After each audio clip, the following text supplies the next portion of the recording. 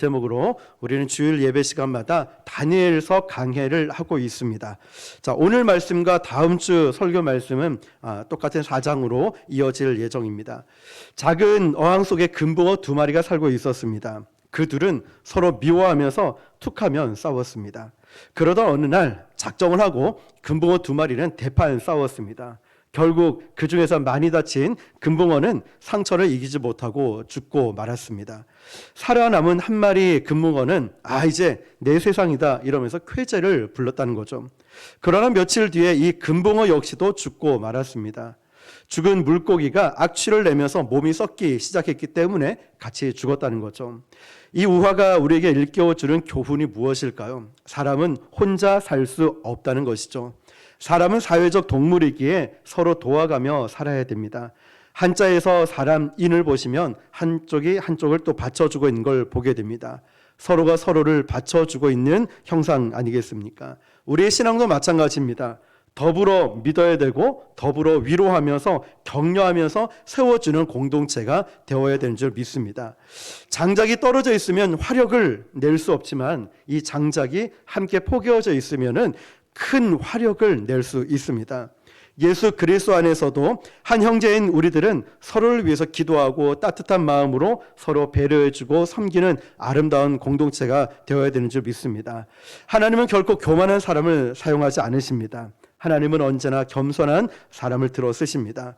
겸손한 사람이 어떤 사람일까요? 자신이 틀릴 수 있음을 인정하고 또 있음을 알고 인정하는 사람이죠.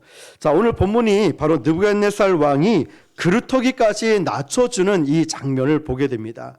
대제국이었던 바벨론 왕 느부갓네살 왕은 세상에 자기 마음대로 안 되는 게 없을 정도로 대단한 왕이었죠. 전쟁에서도 져본 경험이 없습니다. 모든 왕들을 자신 앞에 무릎 꿇게 만들었던 왕이었죠. 천지가 느부갓네살 왕 이러면 벌벌 떨 정도였습니다. 그런데 그 느부갓네살도 꼼짝 못하게 하는 존재가 있었으니 바로 하나님이었습니다. 느부갓네살은 40년이 넘게 왕좌에 있었는데 다니엘 역시도 40년을 함께 했습니다. 그런데 느부갓네살이 교만이 충만해져서 오버하려고 할 때마다 하나님은 다니엘과 세 친구를 통하여서 한 번씩 느부갓네살의 길을 꺾어버리셨습니다. 다니엘이 10대 후반 때 느부갓네살의 꾼 꿈을 다니엘만이 해석을 해서 하나님이 느부갓네살의 길을 꺾고 또 풀무불, 이 풀무불은 어떤 거냐면은 용광로라고 말씀드렸습니다. 그러니까 일반 불보다 훨씬 더 뜨거운 용광로를 말했죠. 자, 풀무불 사건을 통하여서 하나님의 영광을 드러내는 사건을 우리는 지난 시간에 함께 나누었습니다. 옛날에 바벨론이 있던 땅이 이라크인데요. 어떤 사람이 진짜 바벨론 도성이 어떤 곳인가 추적을 해 가보았답니다. 실제로 가보니까 150만 명이 살고 있는 거대한 영역 안에 거기에 바벨론 도성, 그 옛날 도성이 있는 곳을 추정했다고 합니다. 거기 가서 이분이 놀라운 소식을 들었대요. 뭐냐면 이라크가 세계적인 석유 산유국인 걸 아실 겁니다. 풀무불이 너무 뜨거워서 그 곁에 근처만 가기만 해도 사람들이 다 죽는다라고 하죠. 거기가 그 많은 고고학자들이 추정하기를 두라평야에 풀무불이 있었다라고 했죠. 어쨌든 그런 지역이 있습니다. 그 두라평야에 풀무불을 만들었던 그곳이 바로 석유 유전이 흐르는 곳이었다라고 합니다. 그러니까 사막에서 그냥 나무를 태워서 불을 낼 수 있는 이 정도가 아니라 그 정도의 불은 나오지 않는다는 거죠. 뜨거운 불이. 그러니까 10중 8구 그 당시 사람들이 석유를 가지고 자동차 연료로는 사용하지 않았지만 불을 밝히고 불을 지필 때 사용했다는 거예요. 석유를. 구덩이를 파서 석유를 끌어들여서 만든 구덩이가 바로 풀무불 웅덩이였다는 거예요. 거기서는 사람들이 살아남을 수가 없다는 거죠. 여기다가 석유를 7배나 붓는다라고 생각해 보십시오. 우리는 라이터 불 하나만 해도 얼마나 뜨겁습니까? 우리는 잠깐 뒤어도 가스불에도 얼마나 뜨거워요. 그런데 여기에 석유를 들어부어서 엄청난 화력을 내는, 그래서 이 유정에서 나오는 강한 가스와 그리고 열기가 다니엘의 세 친구를 붙잡고 가고 있는 그 병사들을 다 태워버렸다는 것이죠. 살아남을 수가 없는 불이라는 것입니다. 거기서 하나님이 다니엘의 세 친구 이름이 뭐죠? 사드락, 메삭, 아벳느고를 살려내셨다는 거예요. 어떻게 해요? 석유 냄새도 안 나요. 몸에 그을린 자국도 없을 만큼 그 세 친구들을 살려내셨다는 거예요. 그러니까 느부갓네살은 이제 두 번째 하나님 앞에 무릎을 꿇은 거죠. 한참 기가 죽어 지내다가 20여 년이 흘러서 오늘 사건이 또 터지게 됩니다. 다니엘서 4장을 보면요, 전체가 느부갓네살이 온 바벨론 제국 국민들에게 발표한, 쉽게 말하면 대국민 담화문 같은 겁니다. 1절을 보니까요, 느부갓네살 왕은 천하에 거주하는 모든 백성과 나라들과 각 언어를 말하는 자들에게 조서를 내리노라 원하노니 너희에게 큰 평강이 있을지어다. 아멘. 자, 그러면 이 편지, 이 담화문의 수신인이 누군지가 알겠죠? 천하에 거주하는 모든 백성, 모든 나라, 각 언어를 말하는 자들이라고 했습니다. 다시 말하면 이 전부 다 백성들에게 담화문을 발표를 하는 거예요.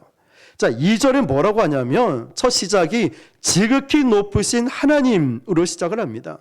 근데 이후의 말씀을 쭉 읽어보니까 교회에서 하는 간증문처럼 들립니다. 제가 지극히 하나님만을 높입니다. 저는 하나님을 이렇게 만났고요. 내가 죽음의 그 가운데서 주님을 만났고요. 질병 가운데 만났고요. 내가 정말 어려운 문제 가운데 하나님을 만났습니다. 이런 간증 말이죠. 그러면서 지극히 높으신 하나님을 찬양합니다. 꼭 교회 간증문처럼 들립니다. 사실 느부갓네살이 벌써 두 번이나 하나님의 놀라운 능력을 경험하지 않았습니까? 첫 번째가 뭘까요? 느부갓네살의 꿈을 해석해 줬죠, 다니엘이. 두 번째는 풀무불에서 세 친구가 놀라운 하나님의 능력으로 그을림도 없이 타지도 않은 채 하나님의 영광을 보는 놀라운 능력을 경험했다는 거죠. 자, 느부갓네살은 상상을 초월하는 하나님의 능력을 경험했다는 거예요. 그런데 문제는 하나님의 능력을 인정했지만 그 하나님을 내 하나님으로 믿지 않았다는 거예요. 그래, 하나님은 대단해. 하나님은 살아계셔요. 말은 하는데 그건 목사님의 하나님이지, 그건 강도사님의 하나님, 전도사님의 하나님, 장로님의 하나님이지 나의 하나님은 아니에요. 자, 여러분, 지금 능력은 인정하지만, 하나님의 능력은 인정하지만 그 하나님을 나의 하나님으로 고백한 게 아니라는 사실, 지금까지는. 그러니까 지금 이 느부갓네살은 다니엘의 얘기를 듣고 세 친구를 보면서 그 전에 들은 거였어요. 그런데 오늘 4장의 본문을 보면 느부갓네살이 달라졌어요. 우리 아이가 달라진 게 아니라 느부갓네살 왕이 달라졌어요. 어떻게 해요? 2절을 보니까 지극히 높으신 하나님이 내게 행하신 이적과 놀라운 일을 내가 알게 하기를 즐겨하노라. 아멘. 이때까지의 느부갓네살 왕은 다니엘과 세 친구가 체험한 하나님을 느부갓네살이 전에 들었는데, 이제 느부갓네살은 자기가 직접 체험을 했다는 거예요. 이게 굉장히 중요합니다. 하나님이 행하신 일을 내가 체험을 해야 됩니다. 다른 사람이 체험하는 게 아니에요. 다른 사람이 그 놀라운 기적과 이적과 하나님이 행하신 놀라운 일들을 다른 사람이 체험하는 게 아니라 내가 체험해야 된다는 거예요. 내가 주인공이 돼야 돼요. 내가 경험해야 된다는 거예요. 그러니까 제3자의 하나님이 아니라 느부갓네살은 나의 하나님을 체험하고 고백하고 있다는 사실이죠. 야곱이 자기 아버지 이삭 때 하나님 이야기를 들은 것과 야곱이 자기가 직접 하나님을 만난 건 하늘과 땅 차이라는 것이죠. 체험이 직접적이니까 이걸 전하고 싶은 거예요. 온 나라 백성들, 나라들 다 모아놓고 이야기를 하고 있는 거예요. 예수 믿은 지 오래된 사람들이 전도 안 하는 이유는 체험이 아리송합니다. 내가 하나님을 언제 만났지? 어떻게 만났지? 그때 마음이 어땠을까? 기억이 잘 나지 않아요. 너무 오래됐기 때문에. 그런데 예수 믿은 지 얼마 안 된 사람이, 예수님을 만난 사람이 전도를 잘 합니다. 사형리 복음 제시 몰라도 잘 합니다. 왜요? 내가 만난 주님을 따끈따끈한 이 간증을 전하기 때문에, 체험한 주님을 내가 전하기 때문에. 전도는 배워서 되는 게 아니거든요. 훈련으로 다 되는 건 아닙니다. 전도는 열정으로 하는 것입니다. 열정은 어디서 나올까요? 체험에서 나온다는 거예요. 하나님을 체험하고 하나님을 만난 이 경험에서 열정이 나온다는 것이죠. 느부갓네살 왕이 지금 열정이 생긴 거예요. 그러니까 전 국민을 대상으로 전도하고 있다니까요. 자, 느부갓네살이 이런 찬양을 드린 적이 한 번도 없습니다. 3절 보니까요, 그는 하나님의 나라는 영원하다라는 말을 합니다. 느부갓네살 왕은요, 모든 것을 전쟁으로 다스렸던 사람이에요. 자기가 다스리는 나라가 최고인 줄 알았어요. 그런데 알고 보니 그 위에 하나님 나라가 있다는 거예요. 자기가 다스리는 나라는 그냥 태양계 우주에 그냥 티끌만한 아주 작은 존재라는 걸 깨달았다는 거예요. 하나님의 나라의 영혼을 인정하면서 자기가 아무것도 아님을 고백하고 있는 거예요. 여러분, 우리가 이 시간 하나님을 만난다면, 우리가 정말 예수님의 그 사랑, 예수님을 만난다면 나는 아무것도 아님을 깨닫게 돼요.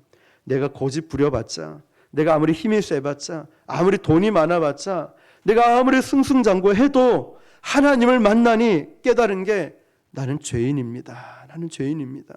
나는 아무것도 아닙니다. 이걸 깨닫는 거예요. 영국에 마취제를 개발한 사람이 그 한 대학에서 강의를 하다가 학생이 질문을 했답니다. 교수님 인생에서 최고 기억에 남는 사건이 무엇입니까? 당연히 이 마취제를 개발한 이 얘기를 할 줄 알고 물어봤답니다. 그런데 의외의 대답을 했다는 거예요. 내가 죄인임을 깨달았다는 사실입니다. 이 얘기를 하는 거예요. 여러분, 우리에게도 하나님 앞에 내 자신을 비춰보면 나는 정말 아무것도 아니라는 걸 깨닫게 됩니다. 그러면서 3절에 이렇게 고백을 하죠. 참으로 크도다 그의 이적이요, 참으로 능하도다 그의 놀라운 일이요, 그의 나라는 영원한 나라요, 그의 통치는 대대에 이르리로다. 아멘. 느부갓네살 왕은요, 자존심이 세서 남 칭찬 안 하는 사람이에요. 우리 중에도 남 칭찬 절대로 안 하는 사람이 있죠. 이 왕도 그랬다니까요. 평생에 자기를 칭찬하고 칭찬을 받으면서 살아온 사람이지 남 칭찬하는 사람이 아니에요. 누가 자기보다 잘났다고 인정해 본 적도 없는 사람이 느부갓네살 왕이었어요. 그런데 하나님을 만나고 나니 달라졌어요. 은혜를 받으면 자존심이 없어집니다. 은혜 받으면 자존심, 그거 중요하지 않아요.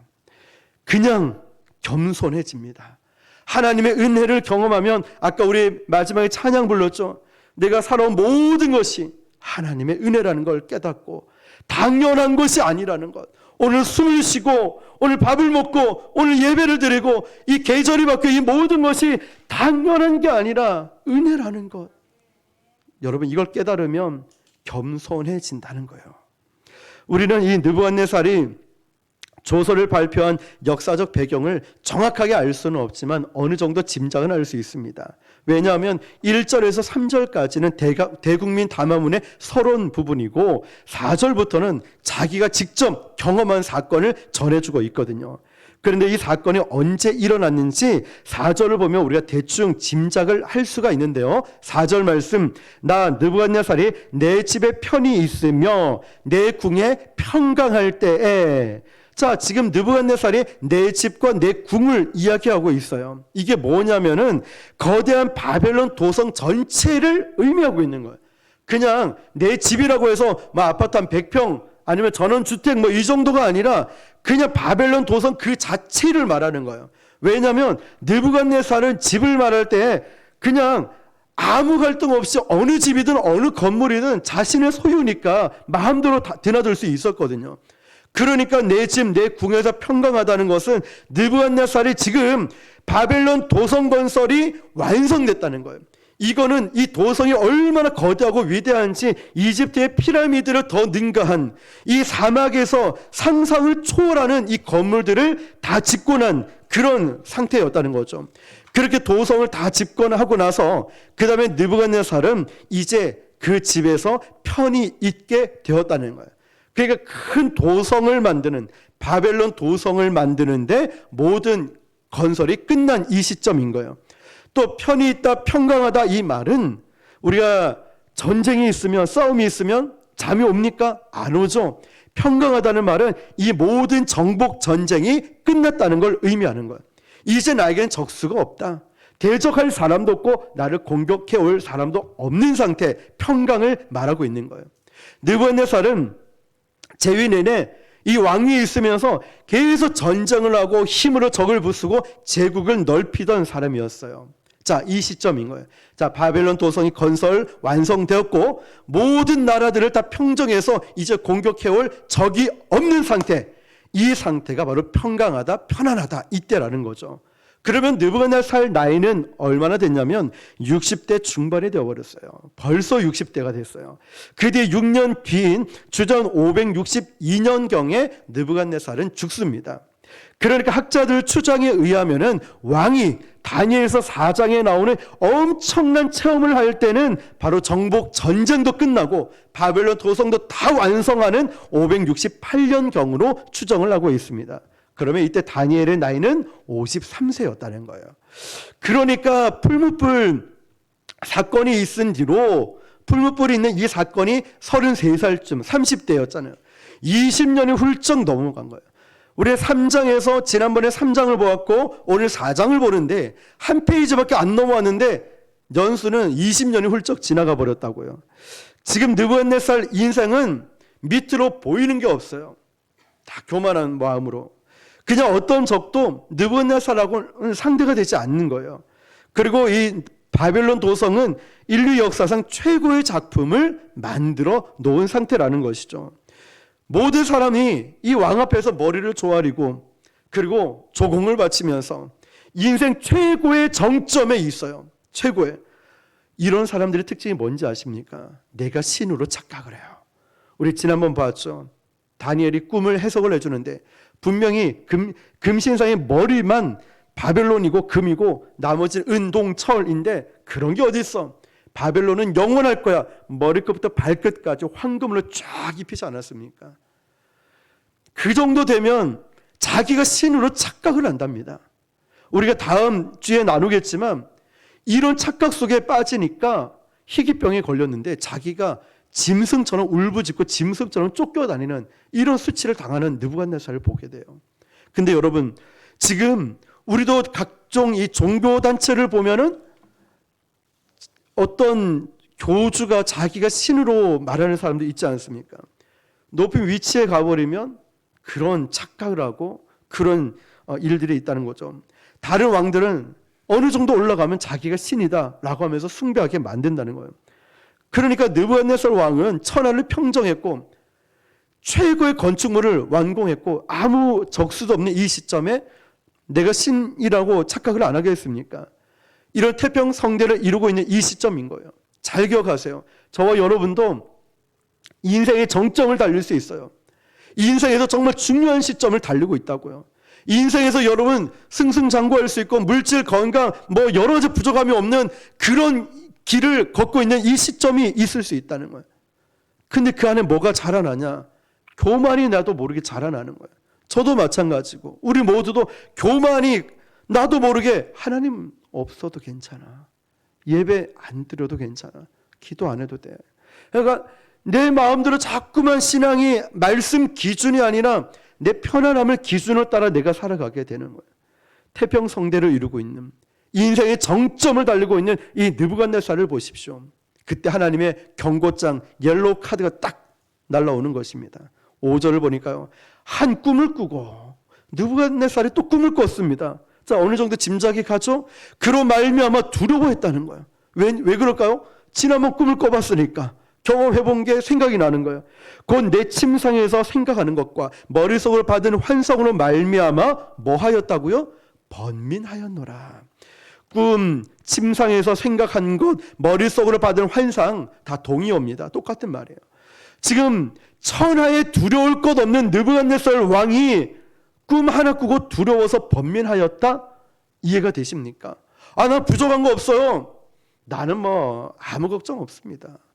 그런데 어느 순간 꿈을 꿨어요. 이 꿈이 계속 생각이 나는 거예요. 두려워서 마음이 심장이 쿵쾅쿵쾅 뛰고 그리고 자꾸 생각이 나서 밤에 잠을 못 자는 거예요.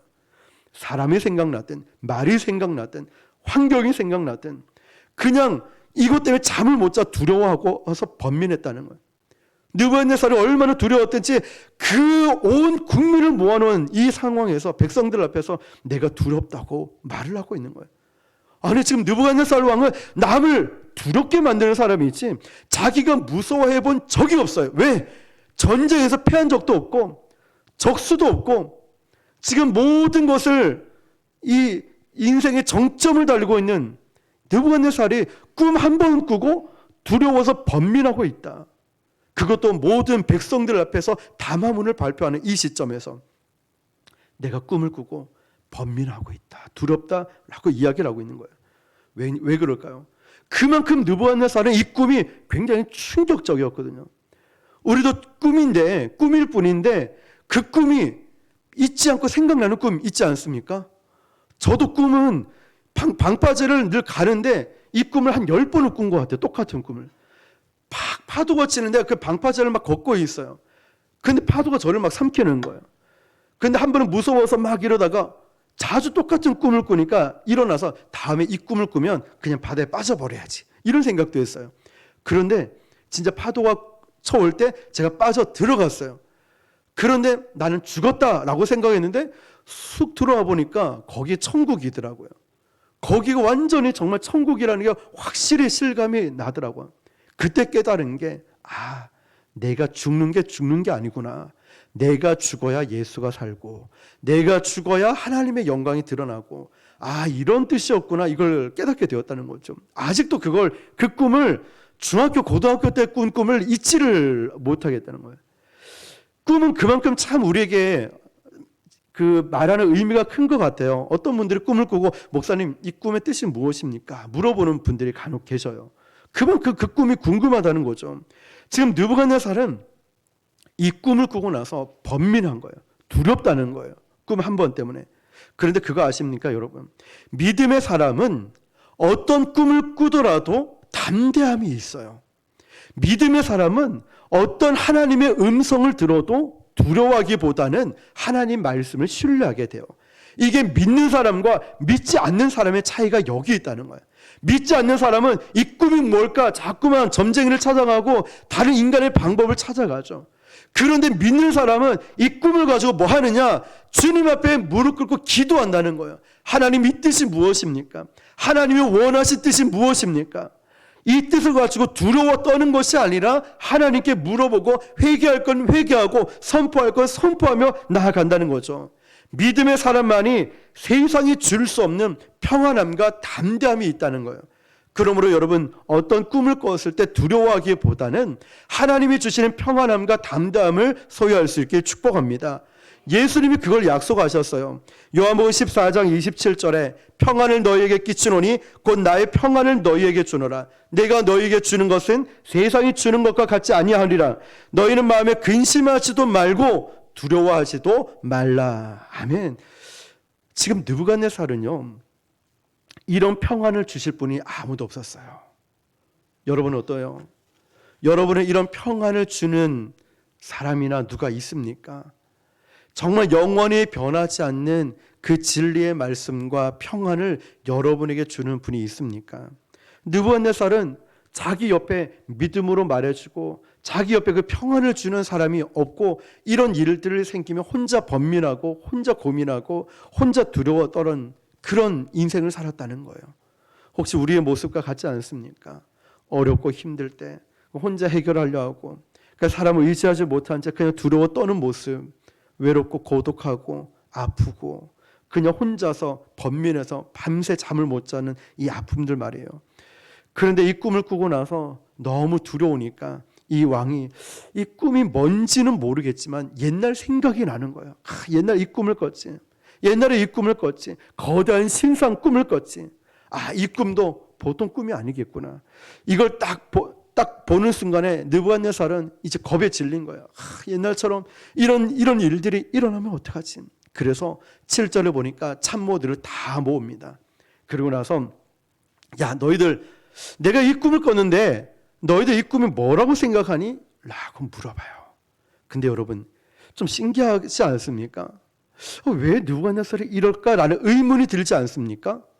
지금 느부갓네살에게는 그 옆에 국무총리였던 누가 있을까요? 다니엘이 있는 거예요. 다니엘이 믿음직한 듬직한 신뢰할 수 있는 최고의 권력, 최고의 실력자가 그 오른팔로 국무총리로 다니엘이 있었다니까요.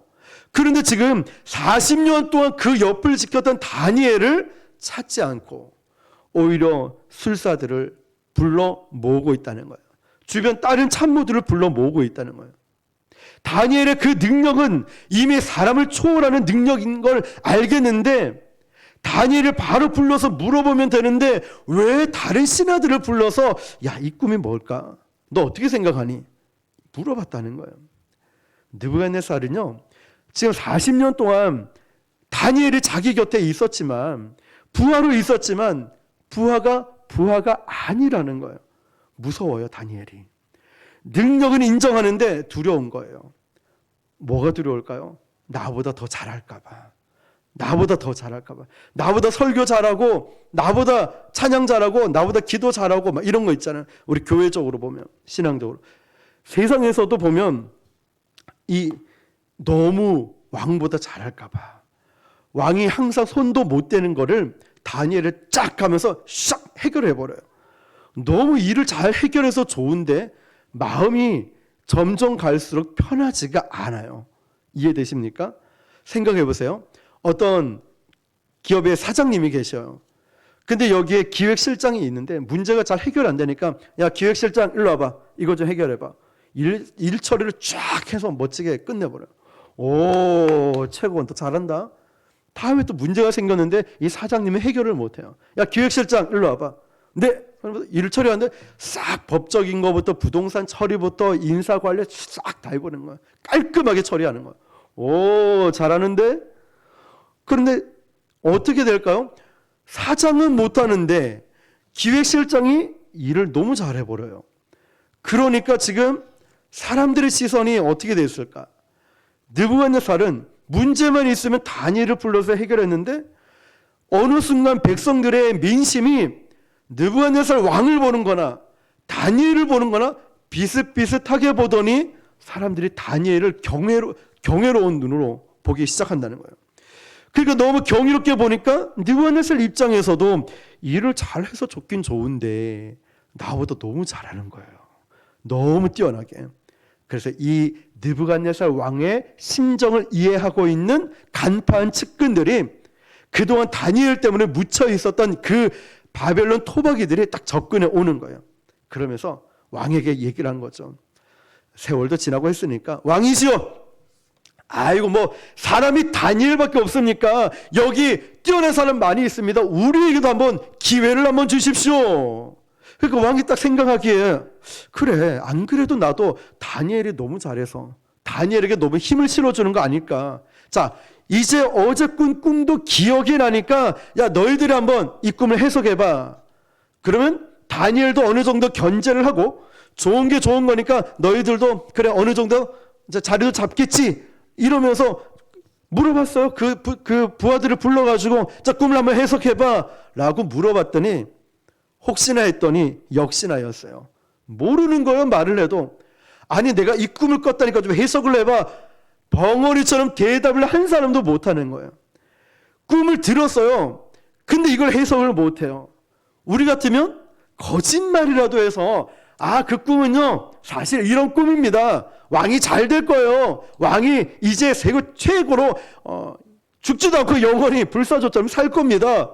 거짓말이라도 그런 꿈을 해석할 수 있지 않겠습니까? 그런데 이 부하들은 그런 거짓말로도 해석을 못하는 거예요. 왜 그랬을까요? 왕이 마지막에는 다니엘을 부를 걸 알았거든요. 정답자를 부를 걸 알았거든요. 그렇게 되면 너희들 거짓말로 해석했네? 그 자리에서 처단당할 거 아니까 이 부하들은 거짓말도 못해. 말도 못하고 벙어리처럼 다 있었다는 거예요. 안 맞으면 다 끝나버리니까. 아무도 다니엘이 다음 타자인 걸 알기 때문에 선뜻 나서서 거짓말도 못하고 있는 상황이라는 거예요. 여러분, 거짓의 사람들은 이렇게 비겁하다는 거예요. 진리의 사람, 하나님의 사람은 어떤 상황에도 담대할 수가 있어요. 세상을 두려워하지 마시길 바랍니다. 하나님이 저와 여러분과 함께하고 계셔요. 마침내 다니엘이 왔습니다. 부하들이 아무것도 하지를 못하니까 다니엘이 딱 와가지고 합니다. 근데 다니엘을 보자마자 왕이 이런 말을 합니다. 8절 보니까요. 그 후에 다니엘이 내 앞에 들어왔으니 그는 내 신의 이름을 따라 벨드사살이라 이름한 자요 그 안에는 거룩한 신들의 영이 있는 자라. 내가 그에게 꿈을 말하여 이르되 아멘.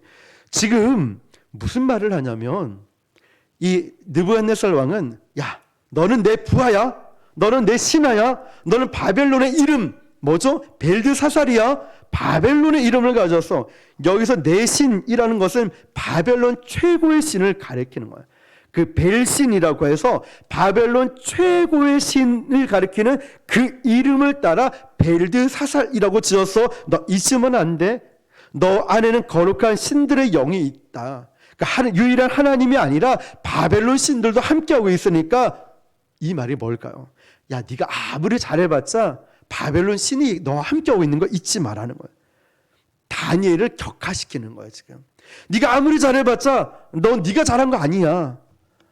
예수님이 십자가에 달려 돌아가실 때도 흉악범들이 양쪽에 함께 십자가를 못 박히셨죠.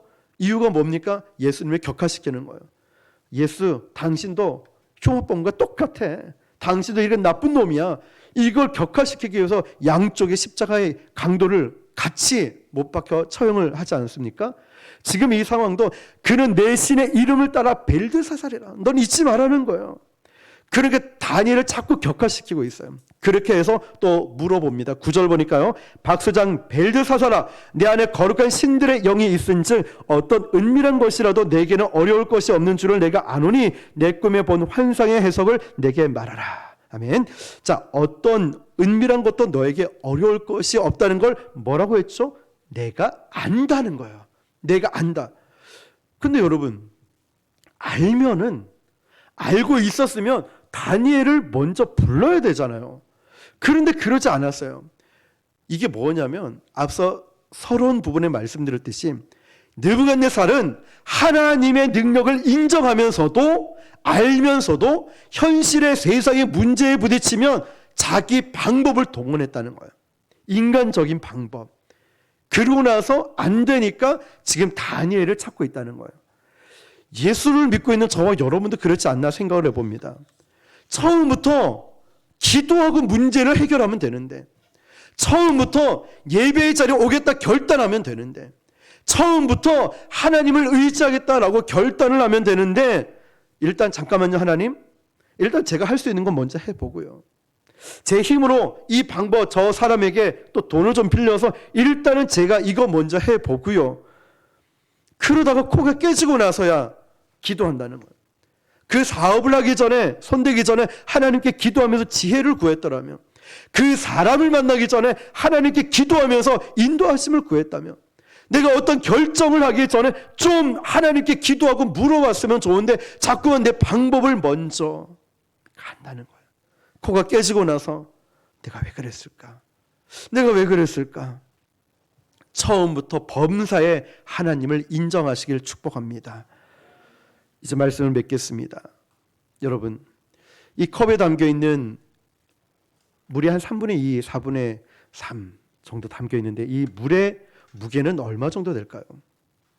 어떤 분은 물어보니까 한 200g 아니면 250g 정도?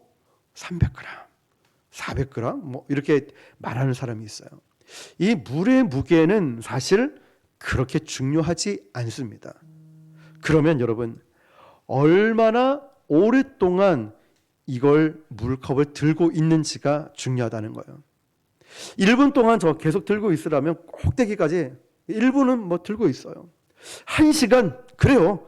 뭐 요즘 뭐 1시간쯤은 내가 걷더니 들 수 있어요. 1시간. 근데 1시간쯤 들면 어떨까요? 팔이 좀 저려오겠죠. 그러면 이 물컵을 하루 종일 들고 있으면 몸에 마비가 올 겁니다. 막 발이 땡기고 무감각해지거나 아플 거예요. 이 잔에 있는 물의 무게는 하루 종일 들고 있어도 변하지 않습니다. 그런데 오래 들고 있으면 들고 있을수록 무게가 점점 무거워져요. 자, 우리 삶의 스트레스와 걱정들도 이 컵 속에 있는 물과도 같아요. 짧은 시간 생각하고 있으면 별일 없어요. 1분, 뭐 1시간 괜찮아요. 그런데 2시간, 3시간 동안 이 짧은 순간의 스트레스와 걱정들로 이걸 계속 들고 있으니까 내 팔이, 내 마음이 아파오기 시작합니다. 하루 종일 걱정하잖아요. 마비가 오고 아무것도 할 수 없는 상태가 돼요. 이 안에 있는 스트레스, 이 안에 있는 걱정, 두려움, 번민, 오만 생각들이 이 안에 다 들어있어요. 변하지 않아요. 근데 이걸 계속 잡고 있으니까, 계속 들고 있으니까 내 영적인 것부터 마비가 온다는 거예요. 그럼 어떻게 해야 될까요? 이 물잔을 내려놓는 거예요. 그리고 주님께 맡기는 겁니다. 그리고 하나님의 지혜와 도우심을 구하는 겁니다. 여러분, 내가 이걸 붙잡고 내가 뭘 하려고 하지 마시고 이거 내려놓으면 됩니다. 이거 바뀌지 않아요. 변하지 않아요. 그런데 내려놓으니까 내 안에 참된 평안함이 임하게 되는 거예요. 사랑하는 성도 여러분, 오늘 내 마음속에 교만함이 자라고 있습니까? 이 교만함을 꺾기 위해서 하나님은 첫 번째 이 느부갓네살의 꿈을 다니엘이 해석하게 만들었고, 두 번째 풀무불에서 하나님의 영광을 보게 만드셨고, 이제 이 세 번째 꿈을 통하여서 느부갓네살 완전히 꺾어버리는, 너 힘으로 하려 하지 말고 하나님이 하게끔, 하나님의 영광을 드러내게끔 인도해 주신다는 거예요. 오늘 저와 여러분도 내 힘으로 모든 걸 하기보다는 교만함을 내려놓고 겸손한 가운데 하나님의 인도하심을 구할 수 있기를 주님의 이름으로 축원합니다. 기도하겠습니다. 우리 시간 오늘 주신 말씀을 붙들고 여러분이 갖고 있는 걱정, 스트레스, 아픔들을 자꾸만 붙잡고 있지 마시고 내려놓으십시오. 이 컵을 내려놓으니까